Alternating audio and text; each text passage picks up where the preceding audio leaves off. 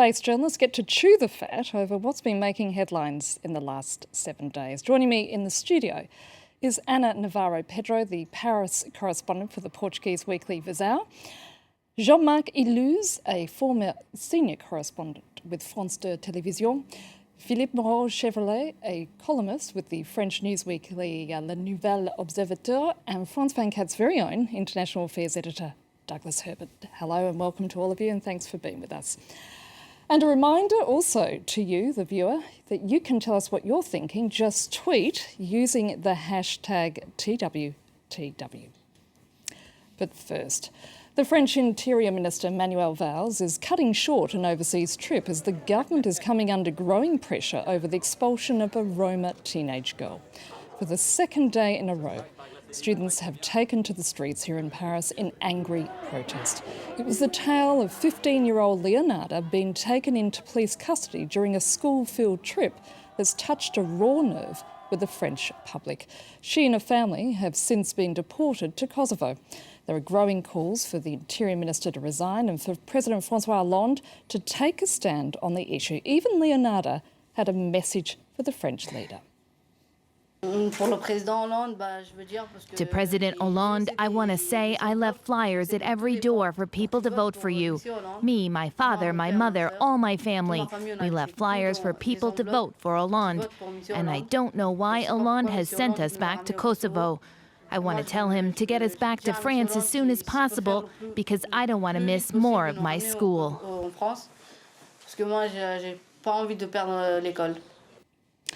Jean-Marc, many had expected President Hollande to adopt a far less confrontational approach with the Roma community compared to that of his predecessor, Nicolas Sarkozy. But it seems that things haven't really changed.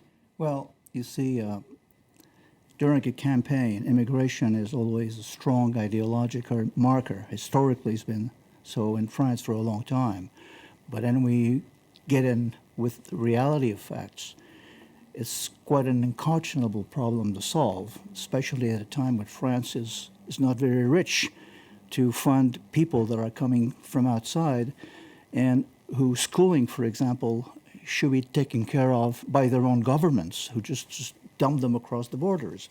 So this has become a very acerbic problem among Frenchmen because the left reacts in a very ideological manner. I mean, the structure of the party, but not necessarily the voters, who are pretty mad at what's going on, at being sort of stalked on the street, on the bus, on the metro, at the bank, at the cleaners, at the supermarket, by people begging or trying to rob them. So this is just a problem that cannot be ignored.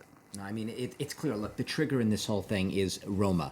The second you mention that word, it has all of these sort of connotations for the French. And the fact is, the Roma, among all the nationalities every year that are deported from France, they are the most highly represented. They're the most Roma deported of anyone. And it's not just in France. They have the same reputation across Europe. And in a France where everyone's already feeling under siege, they're looking for easy targets. It's a France, we've talked about the economic insecurities, Annette. The Roma make for extremely easy targets. So would you say they are Europe's and France's most detested people? Not just France. I mean, you can go across, we've been speaking in the past few days with, Bulgaria, people, Romania, in Hungary, let's not even talk about the Czech Republic, where the Roma are so detested there that they're called gypsies there, and they're thrown into special schools because they're not culturally integrated into society. They're thrown into schools where they're considered backward, mentally backward. They're in fact perfectly capable and intelligent most of the time, but the discrimination is right down to the education level. They are perceived as just being different from the rest of society, and that carries across borders. It's not merely a French issue. There's been a long-standing debate here in France about illegal immigrants and deportations, but what is it about this case which has touched such a raw nerve with people? It's kids, it's young people. It's exactly the same case as in the time of Nicolas, when Nicolas Sarkozy was in power, just the former right-wing president who had such a strong stance on immigration policy. This kid was taken out of a bus with all her colleagues, all her friends, and she was put in a plane and sent back to Kosovo. That's what is really touching a nerve. You could see today, you could see kids, getting off high school. And, they're really nervous. And, of course, there is manipulation. There are hooligans going inside. There are lots of manipulation, always, of these kids. But they are 15, 16. This is the worst nightmare for the French government because they are emotional. They can just go. They are not very, you cannot, encadrer, control them. They can do just anything. They can be their movement can be easily infiltrated by any type of thugs or hooligans. And so this is really a huge nightmare. And that's why the Interior Minister is coming over very, very soon from his trip in some other Antilles, I believe. Philippe, this seems to be a bureaucratic butch-up on the part of the government. I mean, the children, I understand, were born in Italy. It was just the father who was born in Kosovo. I mean, on so many levels, it seems to be an enormous mess. Yes, and they are not legally you can deport them because they are under 18 years old, so it's not legal to deport them anyway. But that's a rule, a kind of administrative rule, non-legal but kind of legal at the same time. That's when the head of the family is deported, you deport the whole family. That has been the habit of the French administration, unfortunately. And in this case, it's not appropriate, and it touches a nerve because we are in a climate where you can see that racism is building up, that National Front is building up, and people start on the left to get worried about it. And the government obviously doesn't send the right signals to his left, to its left. But the government's been very silent. Yes, obviously. Manuel Valls has been advocating exactly what Marine Le Pen says about the Romas. Right, he's saying the same thing as Marine Le Pen. Of course, the left, the people on the left are worried about it. They don't understand the government anymore on that issue. A lot of people on the left have voted for this government in order for things to change for these minorities. If things don't change and we are still chasing them in the streets, that's not a leftist policy. That's something different. What's interesting here is, we're talking about this Interior Minister, Manuel Valls. Okay, he's a socialist. He's part of a socialist government. Anyway, he says he is. He says he is, and yet last month, one of the reasons behind the furor, the uproar, last month he actually made comments to the effect that Roma the vast majority of them cannot integrate into French society. They have a lot of problems and they should be sent back. And he is the most popular. He's the most popular, vast majority. That's what you have to worry about. And this is why Hollande is silent. This is one of the reasons I suspect Hollande is silent. One of the differences between a lot of people assimilate for example, the Arabs, even before that, the Jews, and all kinds of minorities, and they're saying this is the same problem. My understanding of it, as somebody who was born in Algeria and who knows, for example, the Muslim world well, is that the Romas, if you want, are really very specific because they are invasive in terms of their behavior, you see. It is not because they come to France that are invasive, but they come to people's place and stalk them all day, you see. It's not as they were in a faraway suburb where somebody else. Well, I can tell you, I've witnessed personally this. We've been saying the same on thing several about occasions. Italians in the 19th century. That was the Well, same thing. but, Italians were I can tell you, I'm not talking out of an ideological point of view. They are a really easy target, as you said they are before, because scapegoats. they are scapegoats because they are not organized. But They are organized. The European Union, who has a budget specifically for Roma integration, could look in Portugal and Spain.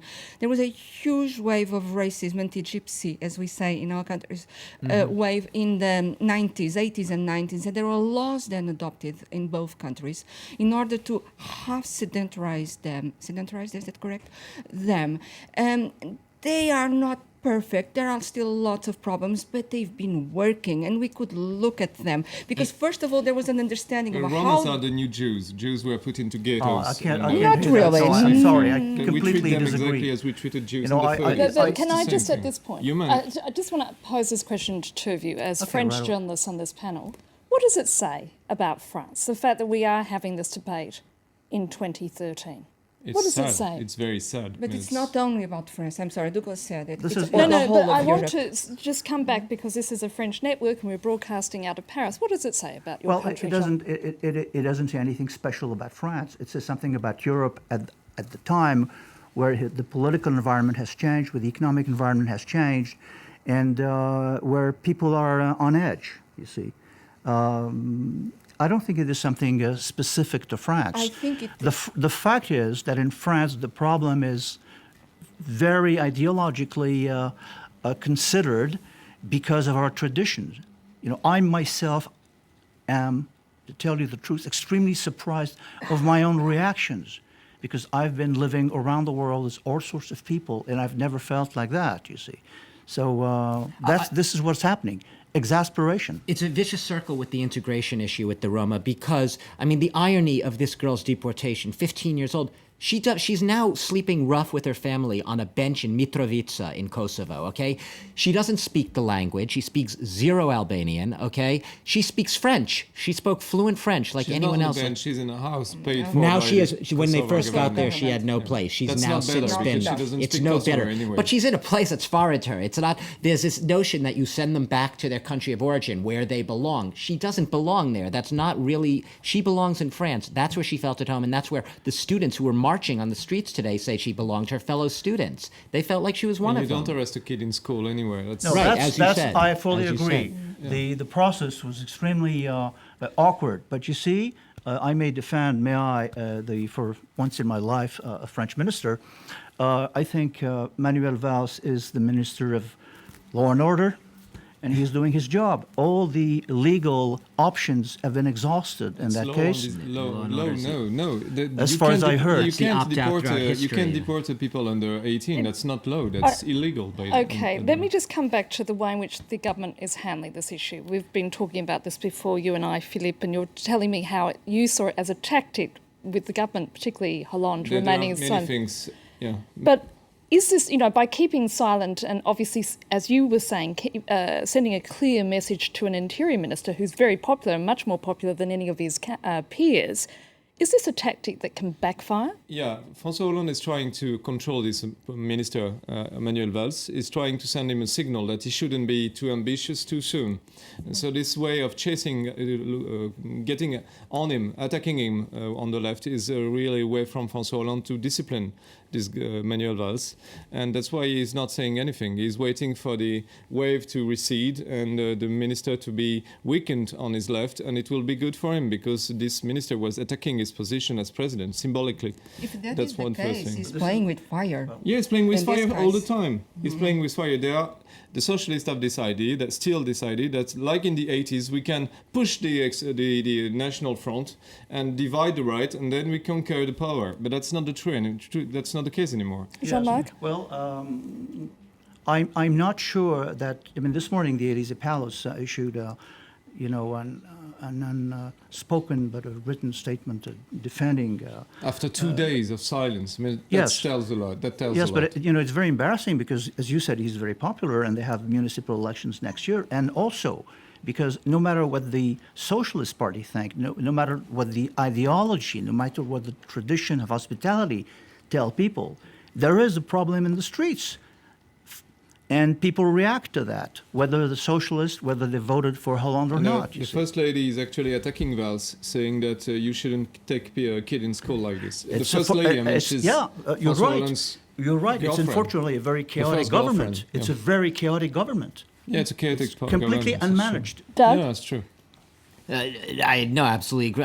First of all, I believe that Hollande is actually he's a little bit cowed, I believe, by Manuel Valls. I think that Hollande realizes that the French are much more on the side of the hardliners right now. And when Manuel Valls says in French, "La loi, c'est la loi," law is the law. Unfortunately, that's where most French fall. So even if as a socialist, in the tradition of Jean Jaurès, François Hollande his natural inclination would be to have a more lenient, more sort of humanitarian view. Politically, that just won't go down right now That's in why France. Doug, also it's a French sorry, problem. Philippe, let me Yeah. just press the pause button because at this moment we're joined by our Media Watch editor, James Creedon, who's been scanning the social media to see what's been said out there in cyberspace. And James, what have you found? Evening, Annette. Well, it is still on day 2 or 3 of this debate, still quite the issue on French social media and online. Generally, if we take a look at Le Monde along with Storify, they have done, I suppose, a panoramic kind of whip through all of the different lycées, mostly in the Paris area, but around the country as well, that have been involved in this blockade. And you can see here a lot of those images that have been, of course, on rolling news channels as well. Elsewhere on social media, a lot of people commenting on the issue too. One is a quote from Jacques Long, former culture minister back in 2005. High school children are like toothpaste. Once you squeeze them out of the tube, you're not going to get them back in again. So this fear, I suppose, that these demonstrations could go on and on and on. But of course, the flip side to that is that it's school holidays from tomorrow evening. So really are lycée or high school people going to refuse the chance to go on holidays?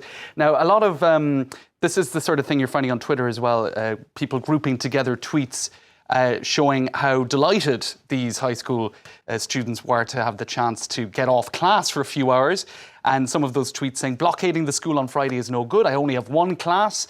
And others saying, I'm going on strike for Leonardo, so I don't have to go to school. So some people sort of somewhat cynically putting up those tweets and saying, look, really, how involved are they in the issues here? Is it not just an excuse to get off school? And the satirical show Les Guignols de l'Info on the Canal Plus network picked up on that last night with misspelt signs, liberté, égalité, fraternité.